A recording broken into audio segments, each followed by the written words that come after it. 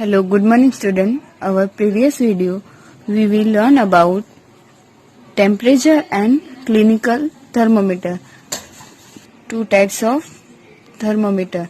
First clinical thermometer के बारे में हमने पढ़ा, क्योंकि जो हमारा बॉडी टेम्परेचर होता है वो सारे एक ही थर्मोमीटर से हम मेजर नहीं कर सकते, इसलिए जो हमारे बॉडी का टेम्परेचर मेजर करने के लिए यूज होता है उस थर्मोमीटर को कहते हैं clinical thermometer. Now our today's portion we will continue is laboratory thermometer. How do we measure the temperature of other objects? कैसे आप दूसरे ऑब्जेक्ट का टेम्परेचर मेजर करोगे? For this purpose there are other thermometers, इसलिए दूसरे thermometers use होते हैं. One such thermometer is known as the laboratory thermometer, और उस थर्मोमीटर को क्या कहते हैं? Laboratory thermometer. और यहाँ पे दिया हुआ जो फिगर है, जो आप उसे अच्छी तरह से देखोगे तो ये वाला लेबोरेटरी थर्मोमीटर है. अगर हम स्कूल में होते तो अच्छी तरह से मैं आपको वहाँ पे प्रेजेंट में दिखाती लेबोरेटरी थर्मोमीटर, बट जब हम मिलेंगे तब मैं आपको थर्मोमीटर तो मैं आपको वो ऑब्जर्व करने दूंगी. Okay students, this is the thermometer, laboratory thermometer. Here given some information about other thermometers. Different types of thermometer are used for different purpose. दूसरे जो different types of thermometers होते हैं जो डिफरेंट पर्पस के लिए use होते हैं. The maximum and minimum temperature of the previous day, हमारे डे और जो यस्टरडे या तो नेक्स्ट डे के जो हम मैक्सिमम और मिनिमम टेम्परेचर मेजर करते हैं. Reported in weather reports are measured by a thermometer called the maximum and minimum thermometer. और वो जो वेदर का हम रिपोर्ट निकालते हैं उस टेम्परेचर का, मिनिमम और मैक्सिमम का, उसे क्या कहते हैं? उस थर्मोमीटर को मैक्सिमम एंड मिनिमम थर्मोमीटर. ये थर्मोमीटर आपको अच्छी, तब मैं आपको थर्मोमीटर तो मैं आपको वो ऑब्जर्व करने दूंगी. Okay students, this is the thermometer, laboratory thermometer. Here given some information about other thermometers.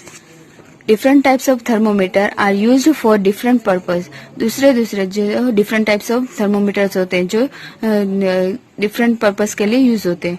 The maximum and minimum temperature of the previous day, हमारे डे और जो यस्टरडे या तो नेक्स्ट डे के जो हम मैक्सिमम और मिनिमम टेम्परेचर मेजर करते हैं. Reported in weather reports are measured by a thermometer called the maximum and minimum thermometer.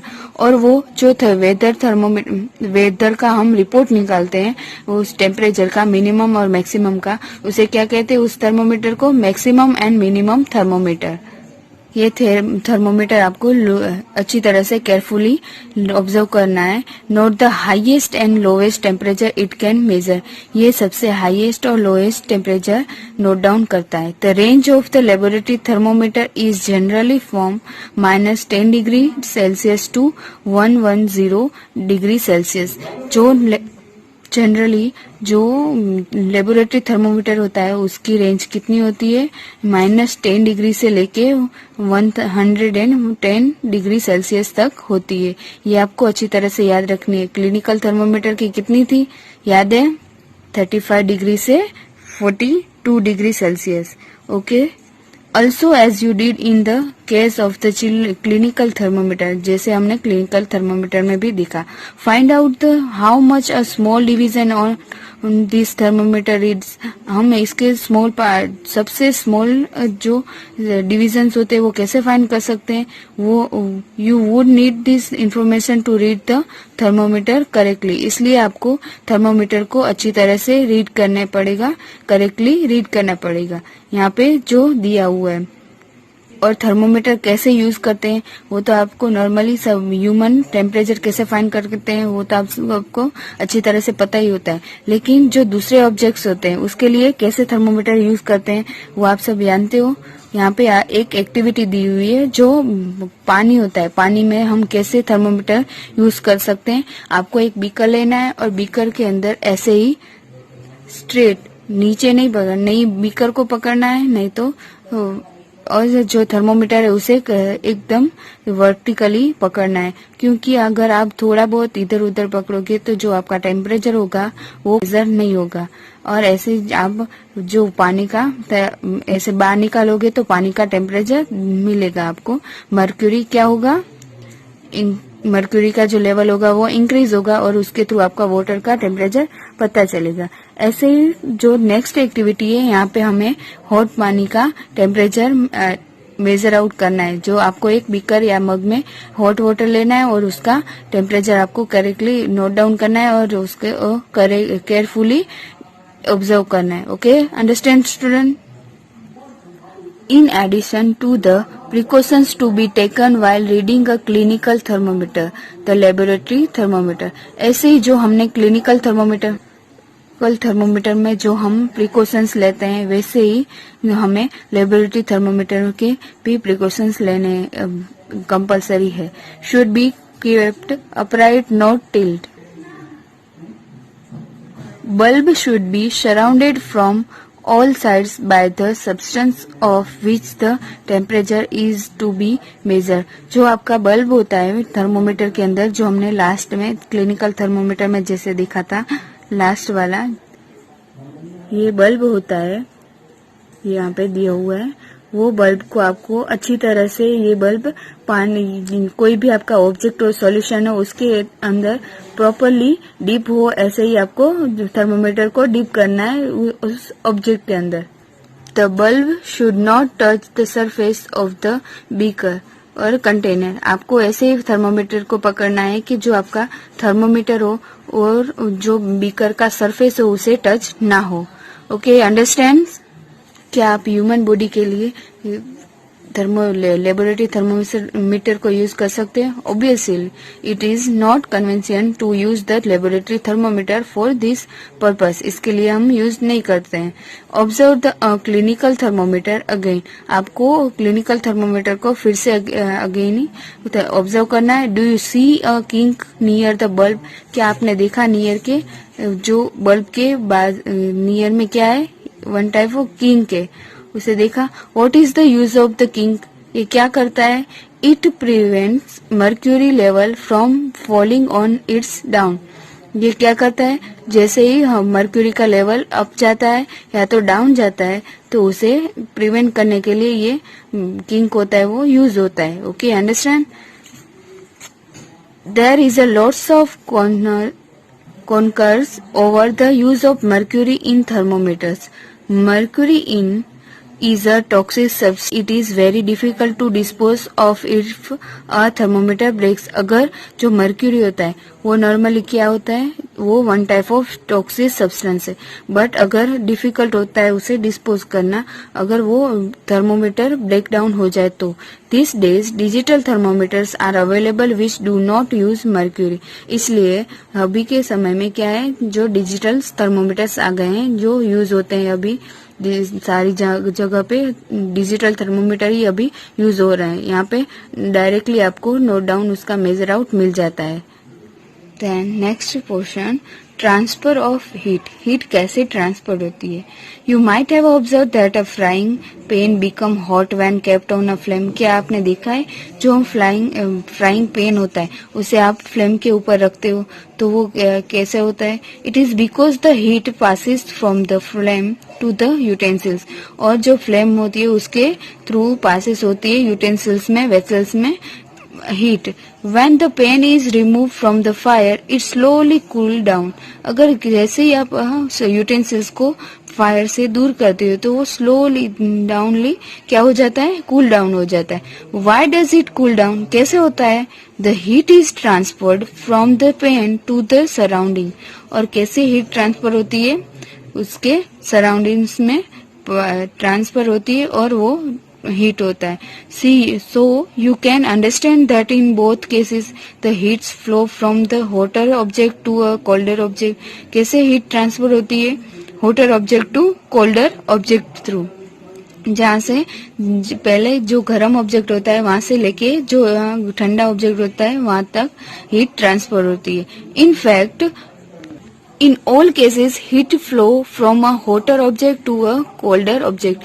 In case all object में ऐसे ही होता है, होटर ऑब्जेक्ट से लेके कोल्डर ऑब्जेक्ट में ही हीट ट्रांसफर होती है. हाउ डज हीट फ्लो, कैसे हीट फ्लो होती है, और उसके बारे में हम यहाँ पे देखेंगे.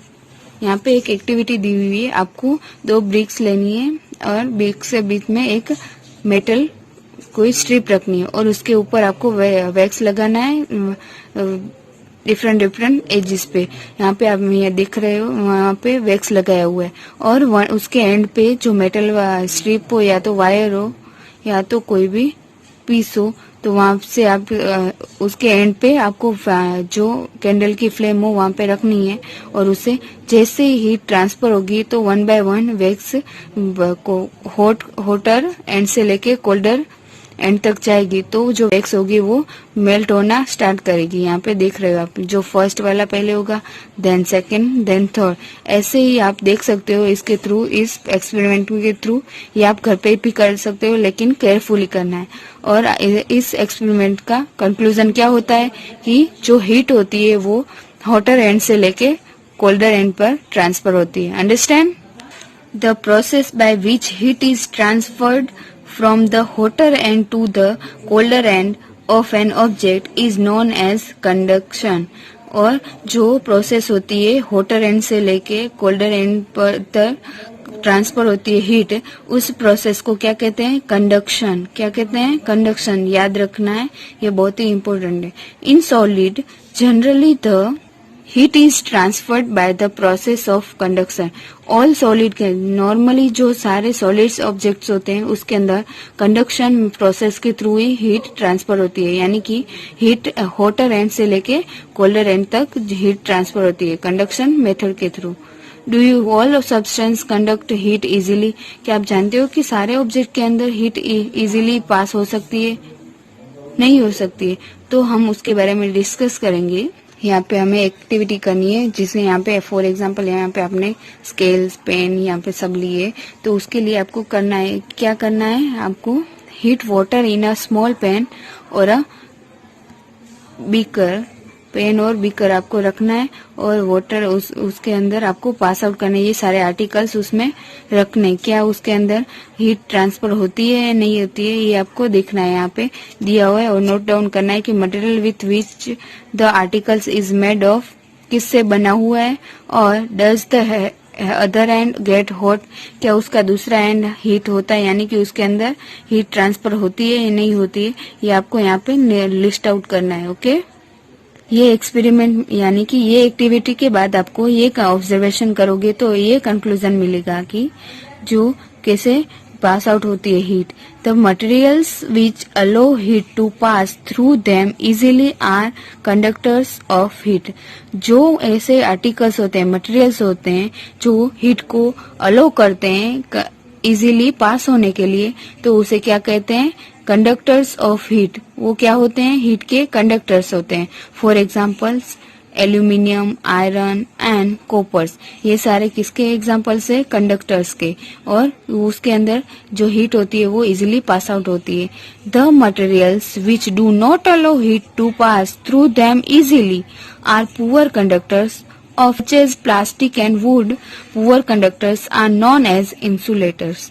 और जिस मटेरियल्स के अंदर इजीली हीट को अलाउ नहीं करते हैं पास होने के लिए, उसे क्या कहते हैं? पुअर कंडक्टर्स या तो इंसुलेटर्स ऑफ हीट. यानी कि जिसके अंदर जो मटेरियल ऐसा हो, जो आर्टिकल्स ऐसे हो जिसके अंदर हीट इजीली पास हो सके, उसे कंडक्टर्स कहते हैं. और जिस मटेरियल्स या तो आर्टिकल्स या तो ऑब्जेक्ट के अंदर इजीली हीट ट्रांसफर नहीं होती है, उसे क्या कहते हैं? Poor conductors. और क्या कहते हैं? Insulators. Understand what is conductor and insulators? The water and air are poor conductors of heat. जो वाटर और एयर होते हैं वो क्या होते हैं? पुअर कंडक्टर ऑफ हीट, यानी कि वो इंसुलेटर्स हैं हीट के. Then how does the heat transfer take place in this substance. और इसके अंदर कैसे हीट ट्रांसफर होती होगी अगर ये इंसुलेटर्स है तो यहाँ पे उसके लिए भी एक एक्टिविटी दी हुई है. इस एक्टिविटी में आपको क्या करना है, take a round bottom flask, यानी कि जो फ्लास्क आता है वो या तो आप कोई भी ऐसा बीकर्स भी ले सकते हो, वो यूज कर सकते हो। आपको उसे फिल इट 2/3 विथ वाटर, और उसे 2.5 आपको 2.3 पार्ट में उसे वाटर से फिल्ड आउट करना है। Place it on the tripod, और उसे ट्रिपॉड यानी कि जो ऐसी ट्रिपॉड होती है उसके ऊपर रखना है। और make some arrangements to place the flash in such a way that you can heat it by placing a candle below it. ऐसे आपको अरेंज करना है कि उसके नीचे आप जो कैंडल हो उसको बिलो नीचे रख सको। Wait till the water in the flask in still. Place the crystals of potassium permanganate at the bottom of the flask gently using a straw। और आपको स्ट्रो के थ्रू क्या करना है, उसके अंदर जो फ्लास्क है उसके अंदर पोटेशियम परमैंगनेट आपको बॉटम में एंटर करना है जेंटली स्ट्रो के through. Now heat the water by placing the candle just below the crystal. और आपको कैंडल को ब्लो आउट करना है और देखना है और ऑब्जर्व करना है कि क्या होता है उसके अंदर, क्या होगा। When water is heated the water near the flame gets hot. जैसे ही क्या होगा, जो वाटर होगा वो हीटेड होने लगेगा, तो जो फ्लेम के नियर जो वाटर होगा वो हॉट होगा। हॉट वाटर राइज्ड अप, और जो हॉट वाटर धीरे धीरे क्या होने लगेगा, राइजेज अप यानी कि ऊपर आने लगेगा। The cold water from the sides move down towards the source of heat. और जो कोल्ड वाटर होगा वो धीरे धीरे नीचे जाने लगेगा और हॉट वाटर धीरे धीरे अप आएगा। This water also gets hot and rises and water from the sides move down. ऐसे ही जो वाटर होगा मूव डाउन होगा, जो हॉट वाटर होगा धीरे धीरे वो राइस अप होगा, और जो कोल्ड वाटर होगा वो धीरे धीरे क्या होने लगेगा, डाउन नीचे जाने लगेगा, जहाँ पे कैंडल फ्लेम है वहां पे। This process continues till the whole water gets heated. ये प्रोसेस कंटिन्यू रहेगी और पूरा वाटर क्या हो जाएगा, हीटेड हो जाएगा। This mode of heat transfer is known as convection. और ऐसे ही जो हीट ट्रांसफर होती है इस प्रोसेस के थ्रू, उसे कौन सी मेथड कहते हैं, कन्वेक्शन। यानी कि जैसे ही वन एंड से लेकर दूसरे एंड तक जो हीट ट्रांसफर होती है उस प्रोसेस को क्या कहते हैं, कंडक्शन। और एक जो पानी ट्रांसफर होता है यानी कि एक ऑब्जेक्ट हाफ पार्टिकल्स के थ्रू दूसरे पार्टिकल्स यानी कि कोल्ड पार्टिकल्स जो धीरे धीरे हीट होते हैं और राइज अप होते हैं, और उसके बाद हीट पार्टिकल्स ऊपर जाते हैं और कोल्ड पार्टिकल्स नीचे आते हैं, उसमें जो हीट ट्रांसफर होती है उस प्रोसेस को कहते हैं convection process. How does the heat travel in air. और हीट हमने तो ये तो देखा कि लिक्विड के अंदर, सॉलिड के अंदर हीट कैसे ट्रांसफर होती है। क्या आप जानते हो कि हीट कैसे ट्रेवल करती है एयर के अंदर, गैस के अंदर। इन विच डायरेक्शंस डज द स्मोक गो। और कैसे वो स्मोक को डायरेक्शन, उसकी डायरेक्शंस होती है। The air near the heat source get hot and rises. The air from the sides comes into takes its place। और जैसे ही जो एयर होती है वो उसकी प्लेस ले लेती है कैसे, साइड में। In this way the air gets heated। और जहाँ पे हीटेड होता है वहाँ पे जो हीटेड एयर होती है वो कोल्ड एयर की प्लेस ले लेती है, और कोल्ड एयर कहाँ पे जाती है, हीटेड प्लेस की वहाँ पे। और ऐसे ही जो कोल्ड एयर होती है वो हीटेड हो जाती है। और उसके लिए कैसे सारी प्रोसेस होती है वो हम हमारे नेक्स्ट पोर्शन में कंटिन्यू करेंगे। Okay student, understands our today's topic. I hope you are all understands our today's topic easily. Now our next portion we will continue in next lecture. Thank you.